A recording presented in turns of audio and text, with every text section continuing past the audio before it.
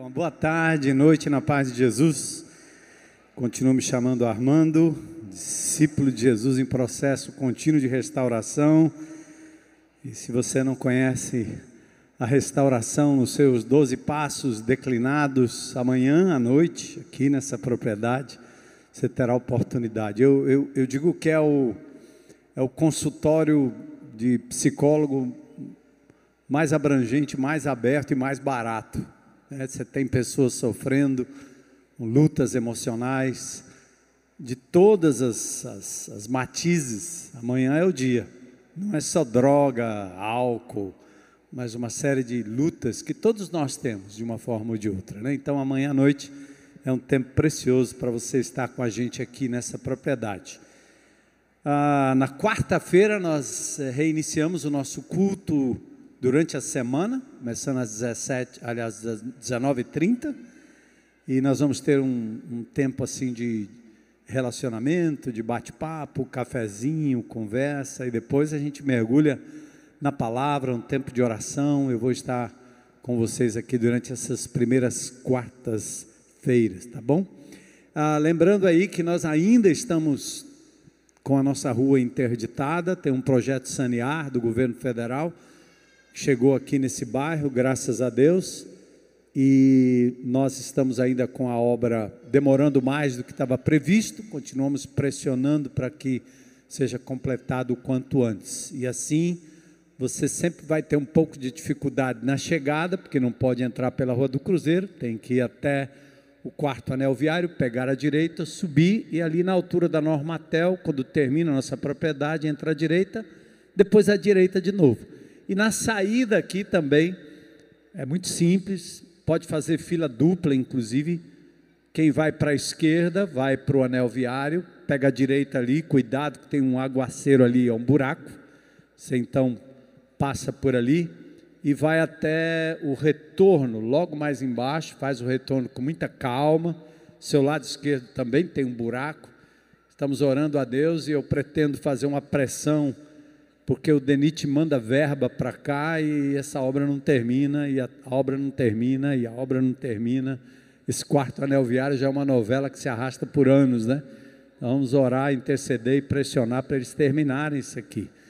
E quem pega na Estocolmo à direita, tem a opção de, pegando a continuidade da Estocolmo, que está naqueles broquetezinhos, você depois chega ali na Avenida do Vaqueiro, pega a direita, cai ali na marginal da BR-116, faz a alça e vai para onde você quiser, tá bom? Então, tranquilidade, o nosso trânsito, colaborando com os nossos voluntários, são todos voluntários, com as lanterninhas, tentando ajudar você. Então, hoje de manhã foi um tempo muito precioso. Aliás, ontem nós estivemos aqui, o pastor Zé estava falando do encontro dos influenciadores, das pessoas que facilitam grupos de relacionamento. É uma estratégia de Deus, através da história, a igreja de casa em casa. Não foi até o 3º século que a igreja passou a ter prédios. E isso, num certo sentido, enfraqueceu até a igreja de Jesus. Como ontem eu mostrei aqui para os irmãos presentes, que a igreja na China, ela num certo sentido perdeu muito na década de 80, quando o Partido Comunista Chinês convidou os pastores a se alojarem em templos que eles então estavam permitindo, porque logo em seguida o Partido Comunista pedia aos pastores o esboço do sermão, só podia pregar aquilo que fosse aprovado por eles. E muitos guardas do Partido Comunista entravam nas igrejas, não só prendiam pastores que saíam fora da linha, como pediam para substituir os símbolos do cristianismo, como a cruz, pela imagem de Mao Tse Tung. E muitos pastores foram mortos, presos e desapareceram.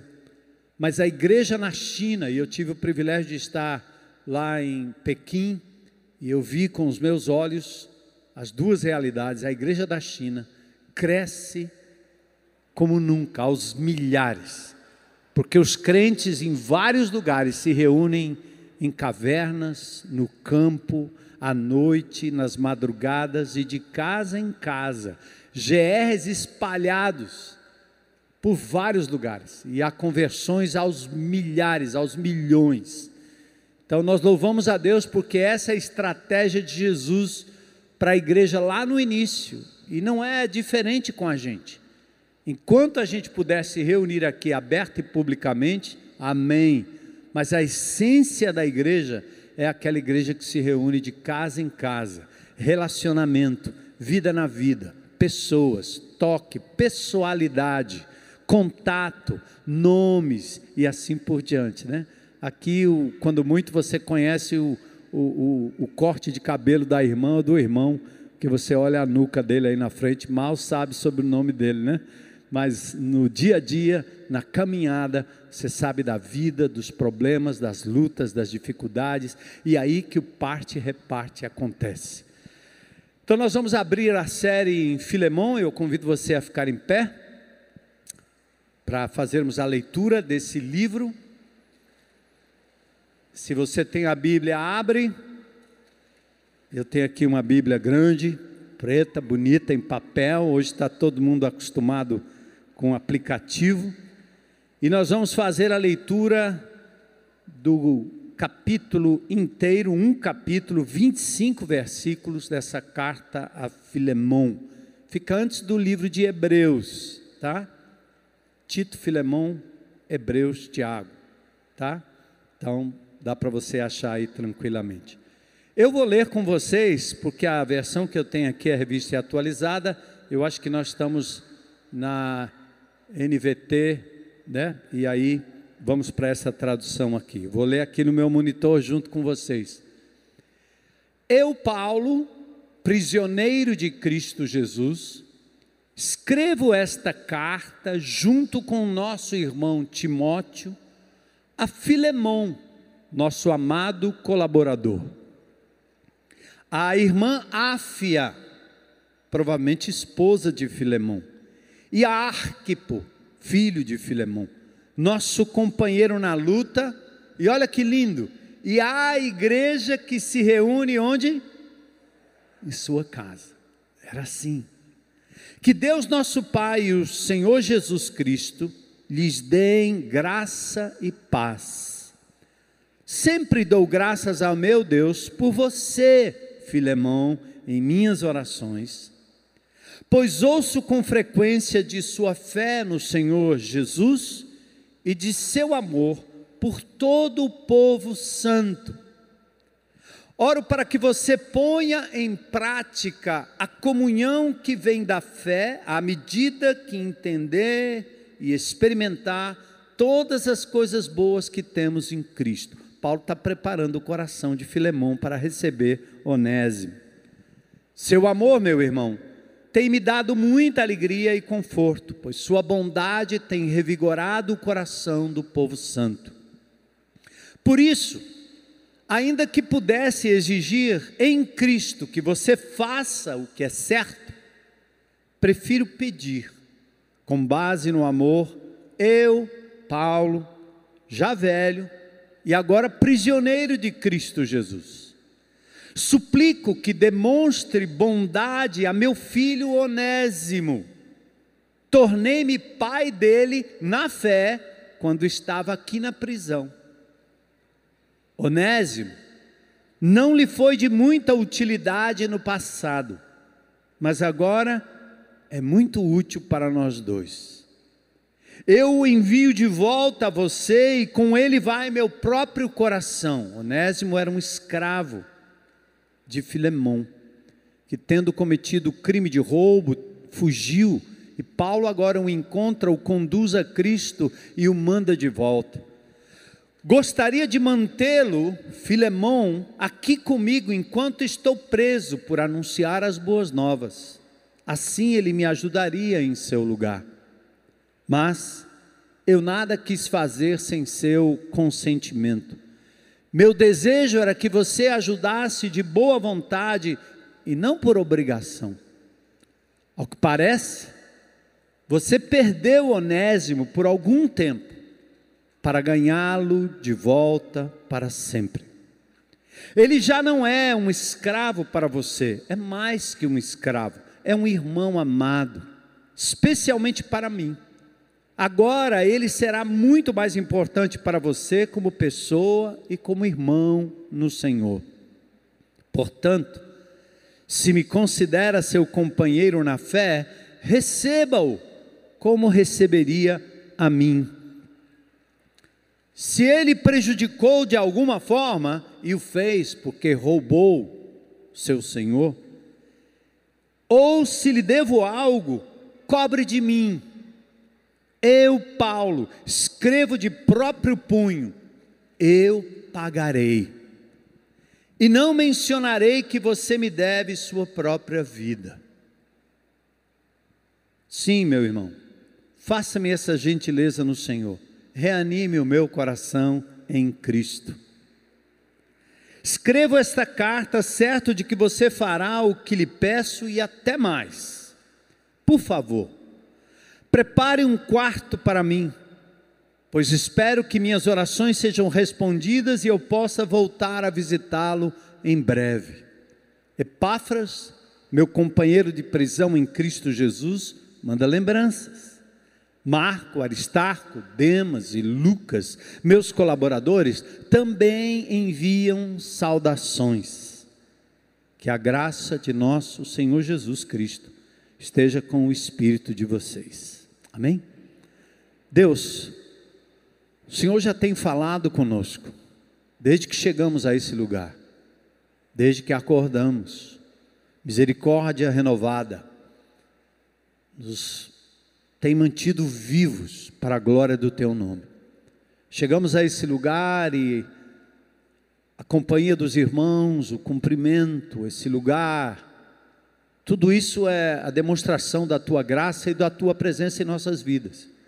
Fomos ministrados pelos cânticos, pela palavra do pastor, da Edna.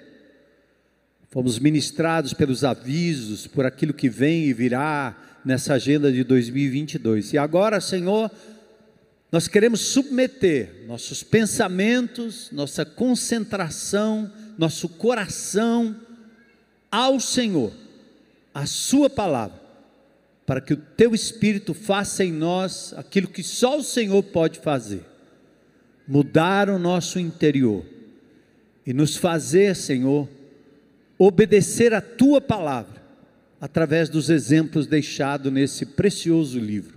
Fala conosco, Senhor, edifica a Tua igreja, salva pessoas que ainda não Te conhecem como Senhor e Salvador.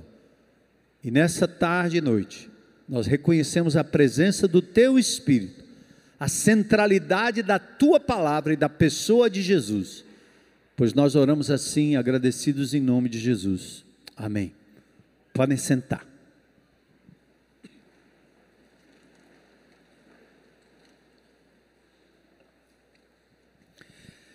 Geralmente a pregação da palavra de Deus, ela sempre vem cheia de aplicações, de desafios, de lições, palavras de consolo, de conforto. E quando nós, frequentemente nessa igreja, pegamos um livro da Bíblia para dissecar esse livro, nós estamos transformando esse momento numa espécie de um grande aulão, onde você aprende através da forma que nós interpretamos a palavra de Deus, como você também pode interpretar outros livros da Bíblia. Você vai ver o seu contexto, quem é o autor, quem são os ouvintes, os leitores. Isso tudo é muito importante para a gente não usar a palavra de Deus de forma leviana e fazermos aplicações que às vezes não têm nada a ver com a realidade do contexto bíblico. Por exemplo, quando você lê o Velho Testamento, você está vendo Deus tratar com a nação de Israel. Tem lições para nós. Mas os mandamentos dados a Israel é para uma nação, diz respeito à conquista, diz respeito a lutas, a guerras, era matar ou morrer, era pegar em armas, se defender do inimigo, conquistar territórios. A legislação tinha a ver com a nação de Israel. Então muita gente confunde, quer interpretar mandamentos dados à nação de Israel para a igreja de Jesus hoje. A igreja vive o Novo Testamento. No Novo Testamento nós somos povo de Deus, gregos, brasileiros, ingleses, judeus, tudo misturado. Já não tem mais templo fixo, somos povo de Deus peregrinos, vivendo de casa em casa como a igreja de Atos. Deus lida com a gente de uma outra forma. Nossa cidade está nos céus, nossa cidadania é celestial. O que Ele tem para nós é uma reinterpretação de todo o Velho Testamento, inclusive da lei, quando Ele abre no Sermão do Monte e aprofunda o significado do que quer dizer não matarás. O judeu podia escapar do mandamento, dizer: nunca matei ninguém, nunca mandei ninguém para debaixo da terra, nunca tirei ninguém, nunca tirei a vida de alguém. Mas no Novo Testamento Jesus amplia e diz: quando você desejou mal no seu coração contra alguém, já matou, e aqui não escapa ninguém, nem eu. E aí ele mostra quem nós somos lá dentro, e não no exterior. Nunca matei, nunca roubei, nunca fiz, nunca separei, nunca pequei, nunca errei, nunca fiz. Então nós nos achamos justos. A nova lei em Cristo Jesus, a igreja de Jesus, ela é confrontada com algo que vai no âmago do coração. E você precisa saber também que o Novo Testamento, ele não começa em Mateus. O Novo Testamento começa na cruz do Calvário. Por isso Jesus, quando celebra a ceia em Lucas 22, ele diz: esse é o Novo Testamento no meu sangue. É ali que ele inicia uma nova aliança, na cruz, tudo consumou. Nós cantamos aqui. Portanto, quando você lê os evangelhos e vê certas coisas que Jesus fala aos seus apóstolos e aos judeus ao redor, nem tudo tem aplicação para a igreja de Jesus. Princípios sim, leis morais sim, mas há coisas lá que não nos pertencem.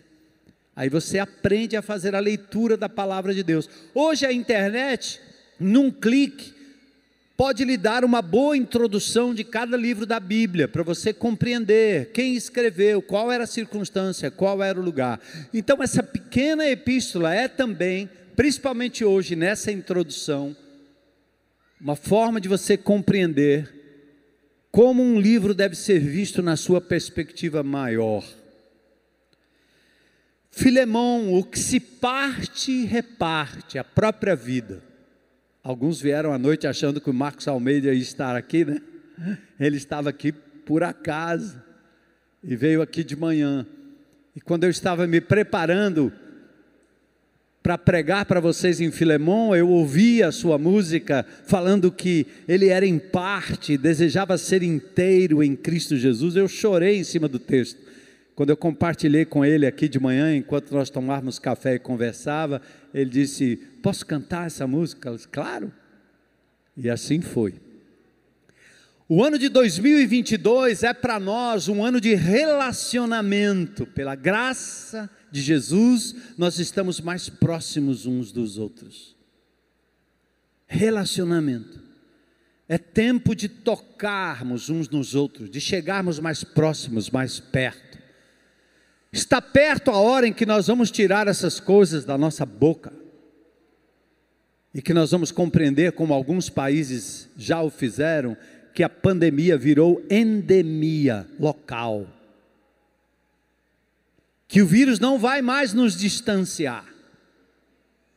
Pastor Zé Edson hoje de manhã testemunhou que ele tomou 3 doses, quando chegou no Canadá pegou o Covid de novo, chegou no Brasil pegou de novo. E assim, nós vamos caminhando. Tempo de relacionamento. Tempo da gente sair da toca. Tempo da gente retornar e voltar. E sentir o cheiro do outro. Cuidando uns dos outros em amor. Por isso, o maior exemplo de relacionamento é Jesus, que deixa a sua glória, a sua santidade, a sua limpeza, e mergulha no mundo sujo de pecadores perdidos. Ele é Emanuel, Deus que se faz gente como a gente. E assim é a igreja de Jesus. Na virada do ano, o Senhor me usou para falar sobre isso, ano de relacionamento. Até a nossa velha campanha, juntos, nós vamos ressuscitar, para a gente entender que nós precisamos continuar juntos para a glória de Deus, relacionamento. Por isso essa carta é tão importante, é uma das 4 cartas escritas por Paulo enquanto ele está preso. Ele escreveu a carta aos Efésios, aos Filipenses, aos Colossenses e a Filemon. Quem foi Paulo? Quem é esse cara que escreve essa carta? Paulo, na história do cristianismo, reconhecido pelos historiadores seculares, talvez seja a pessoa mais importante depois de Jesus. Escreveu 13 das 27 cartas do Novo Testamento. Paulo era chamado de Saulo. Ele nasceu numa família de fariseus, pessoas conhecedoras da palavra de Deus com muita profundidade. Ele nasceu em Tarso, uma cidade da Cilícia, provavelmente entre o ano 0 e 5 da nossa era. Ele foi contemporâneo de Jesus, embora não o conhecesse até então. Paulo, embora tenha nascido em Tarso, ele foi criado em Jerusalém. E o livro de Atos diz que ele aprendeu aos pés de um grande rabino, Gamaliel, estudioso, inteligente, uma mente brilhante. Paulo aprendeu logo cedo na sua vida uma habilidade de construir, de fazer tendas, muito usada no Oriente. E durante a sua vida ministerial, Paulo foi sustentado pelas igrejas, sustentado pelos irmãos, mas quando esse sustento não vinha, ele fazia tendas, trabalhava para o seu autossustento. Paulo falava bem o aramaico, o grego e o latim. Ele era um cidadão romano. Por isso, quando foi perseguido, apertado pelos próprios judeus, ele podia clamar por César, apelar para César, e invocar sobre si a lei que o protegia e o mandava para um julgamento longe, em Roma. Paulo era também cidadão grego, conhecia a língua grega, a cultura, a filosofia. Em Atos capítulo 17, quando ele está ali em Atenas, vendo aquela diversidade de adoração, Paulo declina a filosofia grega, mencionando filósofos gregos, e ali mesmo ele faz uma diferenciação entre os epicureus e os estoicos.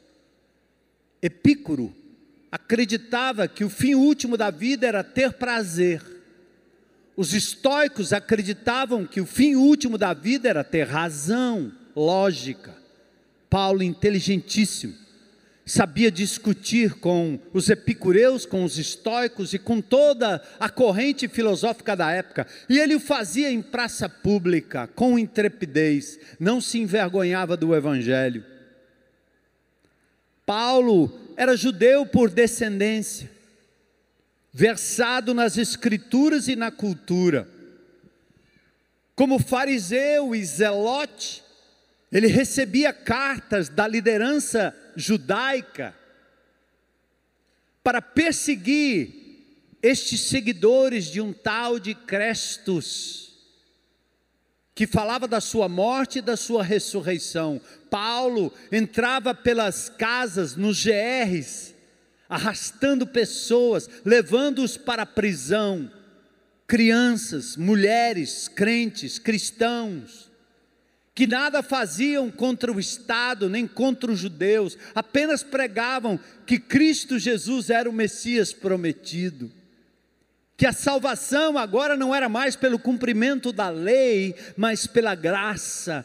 Paulo então saiu perseguindo os crentes, inclusive consentiu no apedrejamento de Estevão, o primeiro mártir da igreja, em praça pública. Olha quem era esse Saulo de Tarso. Até o dia que ele teve um encontro pessoal com Jesus, a caminho de Damasco. Uma das portas da cidade de Jerusalém, são várias portas. Eu tive o prazer e o privilégio de entrar e sair por aquela porta que fica mais ou menos do bairro Árabe, o caminho e a porta de Damasco.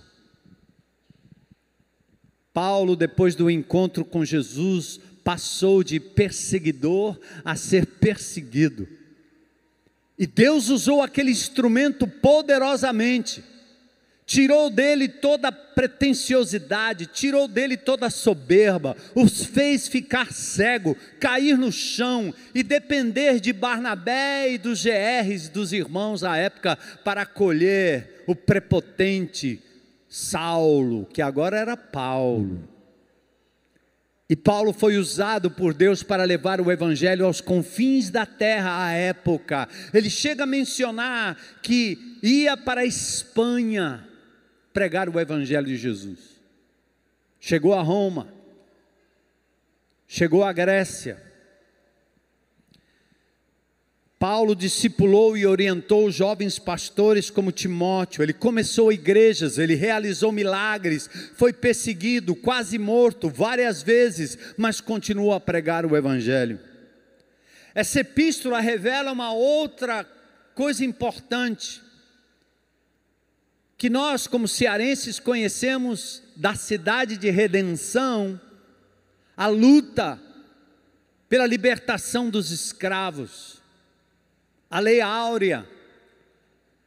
Naquela época, e essa epístola trata exatamente dessa questão, porque Onésimo era um escravo de Filemão. O escravo em Roma era propriedade do seu dono, pertencia a ele como um objeto. Com o tempo eles até podiam ganhar ou poderiam ganhar a alforria, e seus filhos nem precisariam ser escravos, mas eles jamais teriam o direito de cidadãos comuns. A escravidão em Roma era tal que 30% da população era formada por escravos. Aproximadamente 3 milhões de pessoas ao final do primeiro século. Os escravos em Roma não eram os negros, nem só os brancos, mas eram aqueles que eram conquistados pelos romanos nas suas guerras, e aí tornavam-se escravos e propriedades dos cidadãos romanos. Filemão possuía um escravo chamado Onésimo. Para os romanos, ser escravo era uma infâmia. O soldado romano preferia o suicídio a se entregar ao inimigo e se tornar um escravo. Tal era a ojeriza, a repulsa pela ideia de ser escravo. Quando o escravo trabalhava em casa, como talvez era o caso de Onésimo, ele era chamado de servus.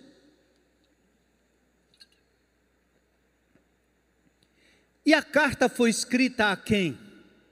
A Filemão, um parceiro de ministério convertido pelo apóstolo Paulo, não em Colossos, mas em Éfeso, muito próximo. Paulo trata do seu fugitivo e infrator escravo Onésimo. Filemão, junto com sua esposa e seu filho Arquipo, eles lideravam um grupo de convertidos em casa, um GR. Essa é a tática de Jesus. Não abra mão. O romanismo nos fez herdar a ideia de que a igreja é a catedral, de que a igreja é o templo batista, presbiteriano, assembleano. Você passa na rua, nada debaixo do prédio, você diz, essa é a minha igreja. Ainda bem que nós temos uma tenda aqui, né? Você diz, vamos para a tenda. Você não diz, vamos para a igreja. Porque a igreja somos nós. A igreja é onde nós nos reunimos em nome de Jesus. E você e eu fazemos parte de um plano eterno, onde a perseguição faz com que a gente volte aos moldes originais da igreja de casa em casa, como acontece na China, nos países árabes, onde é proibido a pregação do evangelho. Mas ainda, num país livre como o Brasil, é a melhor maneira de se alcançar as pessoas, ao redor da mesa. Abre sua casa, chama para dentro, faz como Filemão. É o happy hour, é o fim de tarde, é o sextou, que o povo procura em tanto lugar para ouvir um pagode, conversar, bater papo, tomar uma, e você está perdendo a oportunidade de trazê-los para um happy hour ao redor da palavra de Deus, da pessoa de Jesus, falando da vida, de coisas triviais, deixando que as pessoas contem suas lutas, seus sonhos. Assim é um GR. Pena que muitos crentes ainda clicam na cabeça de que igreja é uma escola, de que igreja é um prédio, de que igreja é uma sala onde você senta e assiste o professor. A igreja primitiva não era assim. Paulo diz aos Colossenses no capítulo 3, verso 16, instruí-vos e aconselhai-vos mutuamente no Senhor. E quando ele dava essas instruções era para a igreja que estava em casa. Nossa igreja, nossa casa, nossa igreja. Assim era Filemão. Filemão era um parceiro. Colossos, hoje é uma ruína. Paulo acho que nunca esteve em Colossos, mas talvez em Éfeso. Mas ele deseja ir lá, prepara uma casinha. Está lá, ó, Colossos. A Bota, Roma, Colossos na Turquia, já tive o privilégio de andar por ali, no meio das ruínas, e quem sabe vão me permitir retornar lá em breve. Paulo faz um jogo de palavras com Onésimo, que nós vamos ver na semana que vem com maior profundidade. Onésimo quer dizer útil. E ele diz, aquele que te foi outrora inútil, agora no Senhor, ele te será útil. Quantos de nós fomos considerados inúteis? Pelos pais, pela família, pelos amigos, na escola, no trabalho, por você mesmo, pela internet, pela comparação que fazem de você com modelos, com pessoas, os selfies, em que você não consegue ser você. Alguém me perguntou, pastor, por que você faz essas lives no Instagram do jeito que você está? Mas porque sou eu. Você quer que faz o quê? Pinta? Ajeita? Não. Se eu estou sem camisa, estou sem camisa. Estou no meio da rua, estou no meio da rua. Se eu estou suado, estou suado. Se meu cabelo não está penteado, está penteado. Pronto, acabou, sou eu. Se tiver que fazer um negócio diferente, é fake, não sou eu. Então arruma um outro canto, que aqui eu me ajeito. Quando eu venho para cá, minha mulher fala, aquela sua blusa não estava legal. Ela falou hoje de manhã, que a gola estava não sei o que, não sei da onde. Então aqui eu me ajeito. Mas a sandália é a mesma, de anos.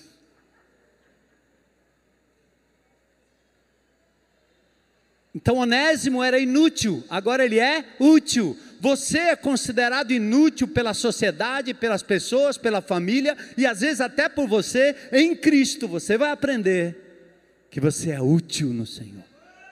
Você vale, você conta, glória a Deus, né?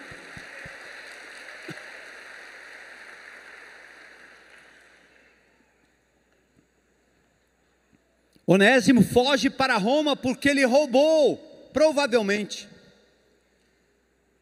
Ele foi convertido por Paulo em Roma e se tornou grande ajuda para Paulo. Porém, preste atenção, igreja de Jesus, ponto de aplicação prática nas nossas vidas. Paulo leva Onésimo a Cristo em Roma. E quando ele se converte, ele diz: você tem uma dívida com seu patrão, volte lá e faça a reparação. Isso é uma coisa que o cristianismo nos ensina em Zaqueu. Zaqueu era um cobrador de impostos. Quando ele encontra Jesus, ele diz: se eu roubei alguém, eu quero devolver quadruplicado.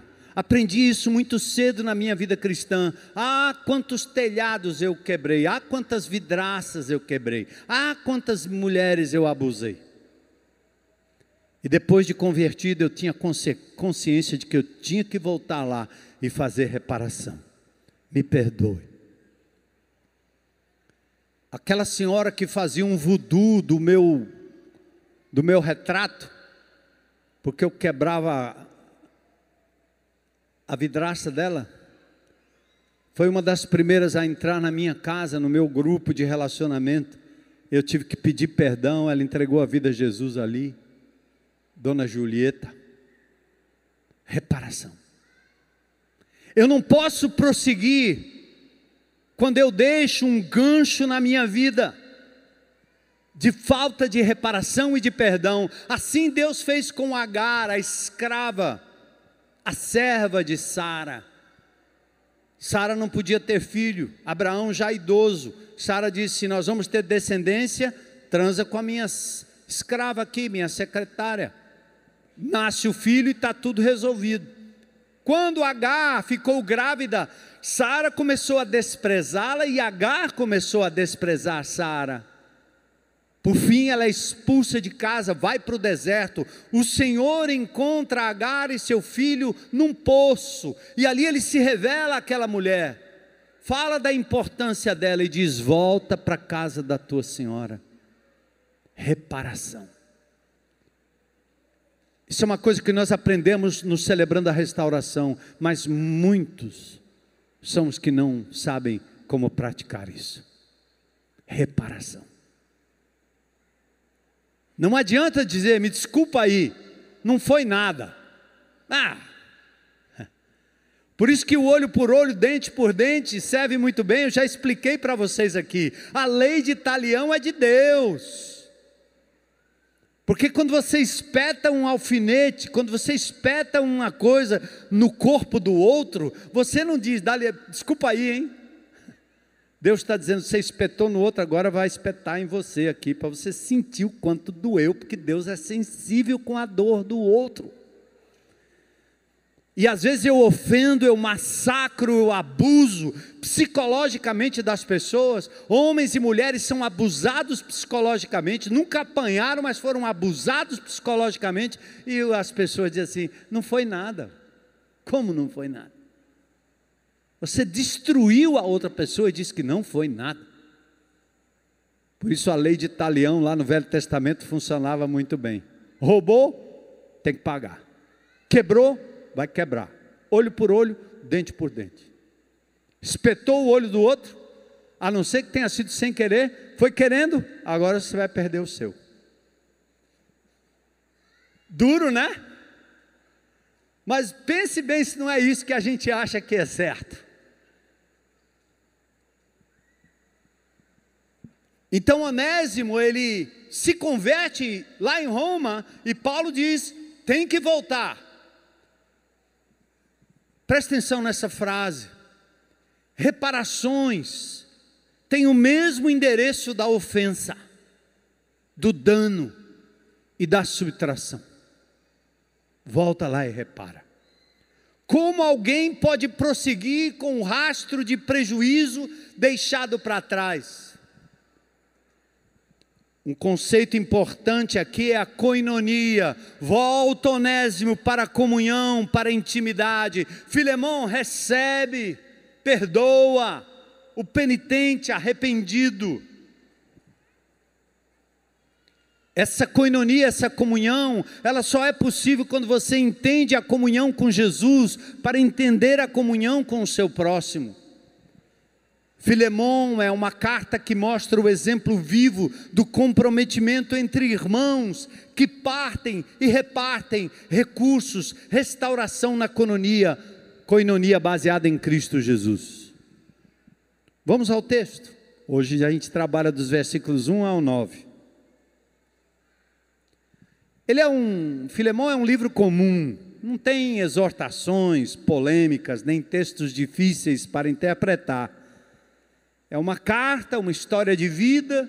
Das 13 cartas de Paulo, 3 foram enviadas a indivíduos: Timóteo, Tito e Filemão. Uma carta de relacionamento, uma carta de arrependimento, de perdão, de sensibilidade. Assim como Jesus exemplificou na cruz: Pai, perdoa-lhes, porque não sabem o que fazem. A carta de Filemão nos ensina que perdão é um estado de espírito. Eu tenho que estar sempre pronto a perdoar. Isso não quer dizer que eu tenho que conviver com um indivíduo não arrependido. Porque o cara que te deu um tiro, se ele não se arrepende, ele vai lhe dar outro. Você perdoa e diz: fica aí. Ele continua fazendo a mesma coisa. Fica aí no seu cantinho, até o arrependimento chegar. Mas eu já lhe perdoei em nome de Jesus. Bora. Quantas vezes? 7? 70 vezes 7. Relacionamento pressupõe uma disposição de constante perdão, mas também de arrependimento. E Paulo exemplifica isso nessa carta. Vamos lá, os primeiros 3 versículos: colaboração e companheirismo na prisão, em casa e nas lutas. Paulo diz: eu sou prisioneiro de Cristo Jesus. Essa carta chegou a Filemão, aliás, levado por Onésimo, aquele que tinha sido escravo e que causou tremendo prejuízo. Imagina Onésimo chegando com a carta de Paulo. Mas quem subscreve a carta é o grande e respeitado Paulo. Presta atenção aqui. Paulo não diz: eu sou o apóstolo, eu sou o doutor, eu sou o conhecedor, eu sou o filósofo, eu sou o historiador. Ele simplesmente escreve Paulo. É impressionante como nos dias de hoje o cristianismo e as igrejas produziram títulos para homens que são homens, simplesmente homens. Oi, meu nome é Maria. Oi, meu nome é Armando. Eu não sou pastor, eu estou pastor. Existe um título formal, mas não é esse título que me define. Paulo podia dizer: eu, Paulo, o apóstolo, mas ele diz: Paulo. Basta ou não? E muito da culpa de nós levantarmos no meio da igreja de Jesus indivíduos que não sabem lidar com o poder, é porque o povo de Deus acaba endeusando o indivíduo além do que convém. O maior exemplo para a minha própria vida é João Batista. Porque eu sei o que é poder, eu sei o que é estar por cima, eu sei o que é comandar, eu sei. E quantas cercas eu tive que colocar na minha própria vida para não estar na vitrine, na capa de um livro, ostentando meu nome, meus títulos. Eu aprendi com João. Sabe quem é João? Aquele que veio para ser o precursor de Jesus, o último profeta do Velho Testamento. Quando perguntaram a João: quem é você? João disse assim, ele não respondeu quem ele era, ele respondeu primeiro quem ele não era. Ele disse: eu não sou Elias, eu não sou profeta, eu não sou isso, eu não sou isso, eu não sou isso. Entende? O meio evangélico é assim. Se você convive no meio evangélico há muito tempo, você sabe disso. De vez em quando eu recebo aqui na igreja amados irmãos que vêm de outras comunidades. A primeira coisa que ele quer me dizer são os cargos que ele ostentava na comunidade anterior. Fui professor, fui pastor, fui diácono, fui presbítero, fui não sei o que. Meu irmão, qual é teu nome? Hein? Não, porque eu cantei, porque eu fiz, porque eu escrevi, porque eu não sei da onde, porque eu não sei o quê, tantos anos, não sei aonde. Minha irmã, qual é seu nome? Josefina. João dizia: eu não sou isso, eu não sou isso, eu não sou isso. Porque a glória não é do homem, é de Deus. Porque o título só deve ser ostentado por outros, não por você. E se te dizem quem é que você é diante da sociedade, diga: é para a glória de Deus, só para a glória de Deus.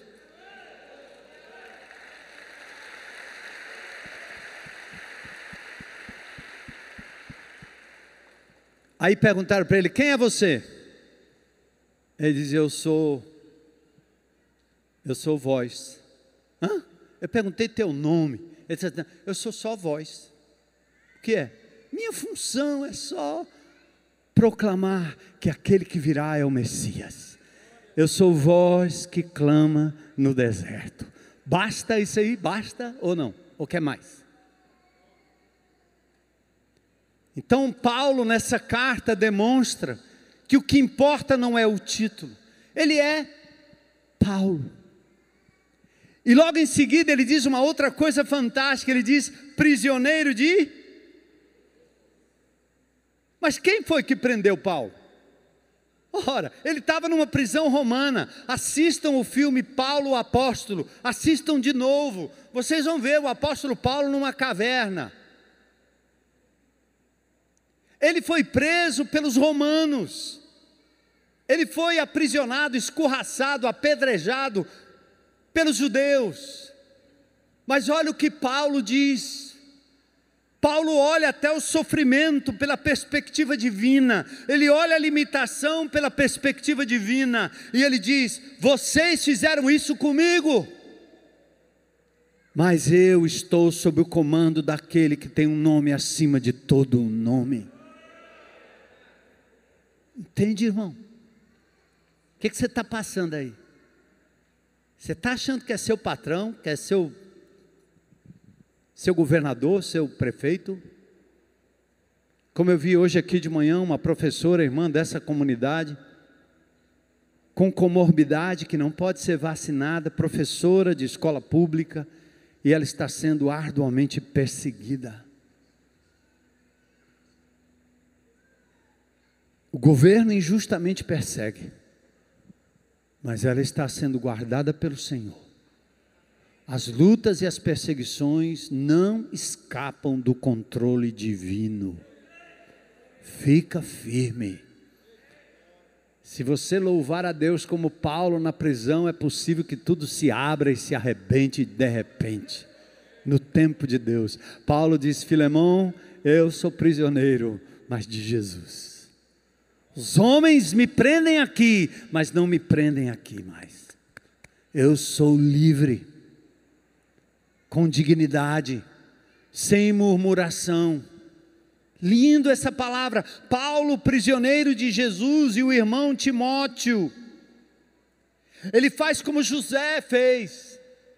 Meus irmãos, vocês intentaram mal contra mim, vocês quiseram me matar, mas olha o que Deus fez. Olha onde Ele me colocou, para favorecer aqueles que queriam a minha morte. O que você intentou como mal, Deus reverteu para o bem. Isso só conhece quem anda com Deus, tendo ou não tendo. Entende, irmão? Isso é cristianismo. Está preparado? Paulo é meigo. E aqui no texto, mesmo podendo usar da sua autoridade, ele apela como um prisioneiro sem qualquer direito. Ele diz: presta atenção aí, eu sou Paulo. Paulo menciona parceiros: Tíquicos, Epafrodito, Aristarco, mas ele destaca Timóteo. E Filemão aqui é identificado como um amado colaborador. Olha que interessante. Paulo não usa o termo irmão para falar com Filemão.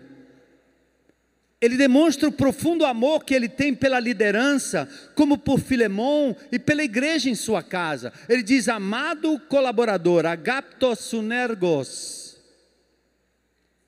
Agapto de agape, de amor, amado, amor de Deus. Sunergon é junto, aquele que trabalha junto, ergo de ergométrico, de trabalho. Ele está dizendo: Filemon, você é meu parceiro na obra e no ministério e no trabalho de Jesus. Eu chamo a sua atenção para outra coisa, crentes em Cristo Jesus, homens e mulheres maduros na fé desta comunidade, presta atenção, vida cristã, grupo de relacionamento, não é coisa de amiguinhos, não é coisa de churrasquinho. Igreja não é coisa de parentesco. Conheci ao longo da minha história pastoral muita gente que se dedicava à geração futura porque tinha interesse que o filho tivesse um bom lugar. Não era para os favelados, não era para os meninos da comunidade, era para os seus próprios filhos. Eles foram crescendo e aí a pessoa foi mudando o lugar de atuação. E quando o filho sai, sai junto. Porque é aquele que está achando que o cristianismo é coisa de amigos. Não! GR é lugar de gente que trabalha pela obra de Jesus. GR é lugar de soldados que empunham as armas contra o mal e o inimigo. Podemos eventualmente comer churrasco junto, mas tem que ter abertura para qualquer que queira vir. O banquete está posto. Jesus chamou seus amigos e eles não vieram, e Deus disse: sai pelos becos e pelas valas e empurra esse povo que tem até vergonha de entrar e sentar na minha mesa. Porque esse é o Deus da Bíblia, que não escolhe irmãozinho, não escolhe amiguinhos. Eu tenho muitos amigos,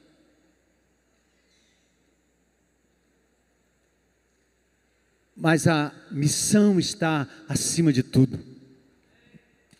Áfia e Arquipo, esposa e filho de Filemon, são citados como parte de uma família engajada na obra, um soldado e não um parceiro de lazer. A igreja está em sua casa, diz o texto. Nossa igreja, nossa casa, nossa igreja. Já falei aqui, Deus não habita em templos feitos por mãos humanas. O útero da igreja é o GR, é a sua casa, é ali que os novos são gerados, é ali que pessoas são edificadas, ensinadas, trabalhadas, não por um, mas pela diversidade de dons. Por isso Paulo escreve mais de 40 mandamentos recíprocos. Por isso Paulo diz lá em 1 Coríntios capítulo 14, quando vocês se reúnem, um tem salmo, um tem doutrina, outro tem profecia, porque é a diversidade do corpo de Cristo, e não meia dúzia de iluminados, que precisam estar no GR, senão não funciona, e todo mundo cala a boca e ouve. Por isso essa igreja enfatiza tanto a leitura da palavra de Deus, e o mapa, o que Deus está me dizendo e o que eu vou fazer a respeito. O Espírito de Deus está em você, abra a boca, compartilhe da palavra de Deus, e Deus vai falar através de você. Glória a Deus. É assim. Glória a Deus. Ele diz no versos 4 e 5, dou graças ao meu Deus, lembrando-me sempre de ti das minhas orações. Ele diz, eu estou ciente do amor e da sua fé. Paulo começa a preparar Filemon para receber Onésimo, e ele elogia o amor e a fé. Amor e fé que saem da letra e desce para a prática. Fomos assim chamados a atenção pelo Daniel Almeida, quando nos pregou acerca de Tiago.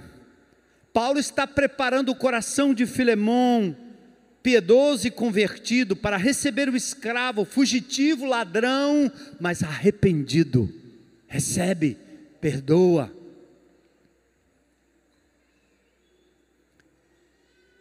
Lembra que Onésimo volta arrependido.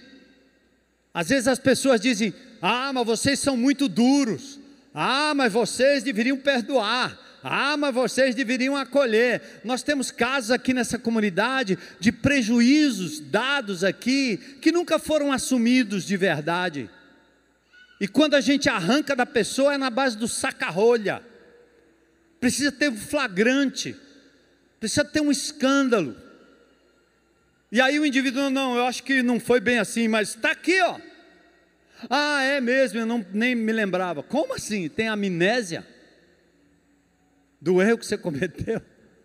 Então, perdão todo o tempo, disposição de perdoar todo o tempo, mas é preciso haver o arrependimento que houve no coração de Onésimo e a disposição de reparar o erro.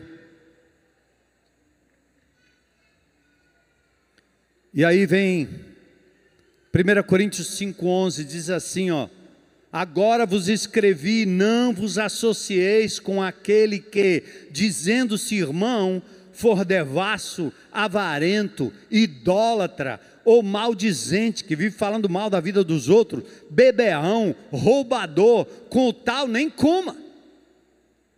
E o texto aqui de Paulo está dizendo, você vai celebrar a ceia na sua casa, e vai receber esse irmão, que é devasso, idólatra, maldizente, beberrão, roubador. Não, ele precisa reparar, arrepender-se, para fazer parte da comunhão. Não há conivência com o pecado no corpo de Cristo.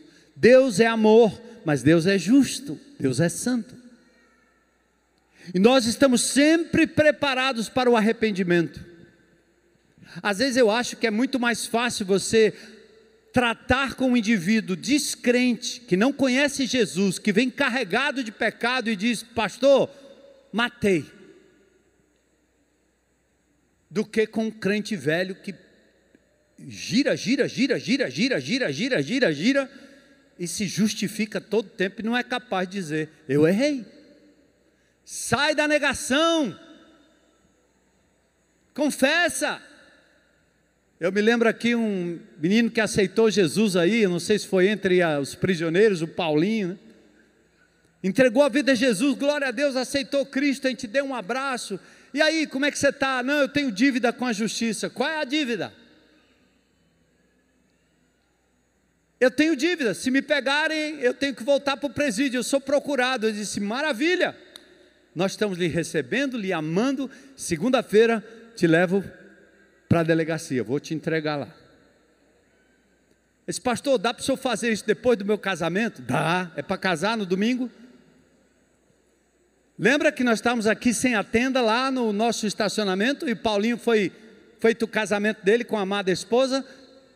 Semana seguinte, fomos à delegacia com ele, está aqui, ó, o Onésimo. Ele era um fugitivo, agora não é mais. Estamos entregando ele à justiça. Mas eu me lembro, fomos juntos. Na época eu liguei para o secretário Hélio Leitão, na época, dizendo, eu estou trazendo aqui um bandido procurado. Agora ele não é mais bandido não, agora ele é um servo de Deus. Cumpriu o seu tempo e saiu para a glória de Deus. Repara, volta lá, resolve. Então, Paulo está preparando o coração de Filemão para receber Onésimo de volta.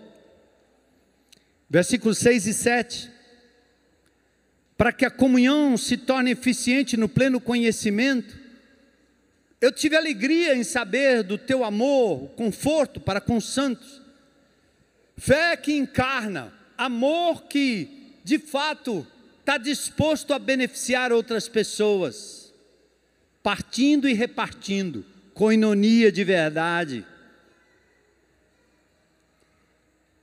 Paulo disse, eu tive grande alegria e conforto no teu amor, porque o coração dos santos tem sido reanimado. Filemão tinha uma vida que produzia em Paulo alegria e conforto, reputação acolhedora, que repartia ânimo, encorajamento, cuidado, provisão. As pessoas ao seu redor precisam sentir-se assim.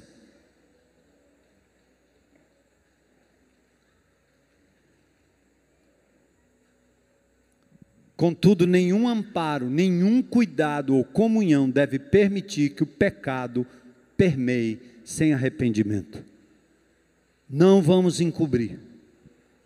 Por isso que Provérbios 28:13 diz: o que encobre a sua transgressão jamais prosperará, mas quem confessa e deixa alcança misericórdia. Muitas vezes nós estamos aqui apontando para o irmão o problema e dizendo: arrependa-se. Não é por causa da gente, é por causa dele mesmo. Porque enquanto o pecado está encoberto, ninguém prospera. Lembra de Davi? Enquanto eu calei os meus pecados, envelheceram os meus ossos. E vamos para o final, versículos 8 e 9. A liberdade para exigir e liberdade para pedir em amor. O pessoal do louvor pode entrar. Pois bem, Paulo diz: ainda que eu sinta plena liberdade para ordenar, porque ele era o pai na fé de Filemão, apóstolo, ele diz: eu prefiro solicitar em nome do amor. Paulo está pronto a introduzir Onésimo. Semana que vem a gente vai ver isso juntos. O escravo ladrão, agora arrependido, digno de punição, mas agora vai voltar para casa e vai ser recebido por Filemão. Essa é a esperança de Paulo. Paulo poderia usar a sua autoridade apostólica, mas simplesmente apela em nome do amor, evoca sua maturidade e seu status de prisioneiro de Jesus e diz: Filemão, prepara-te, Onésimo está chegando. Quem são os onésimos que Deus está dizendo na sua vida? Prepara aí, para perdoar e receber de volta. Aliás, o perdão independe se o outro muda ou não, certo? Mas se há arrependimento, recebe de volta. Nós fizemos assim ao longo da história da IBC. Líderes que pisaram na bola, erraram, fizeram um bocado de coisa.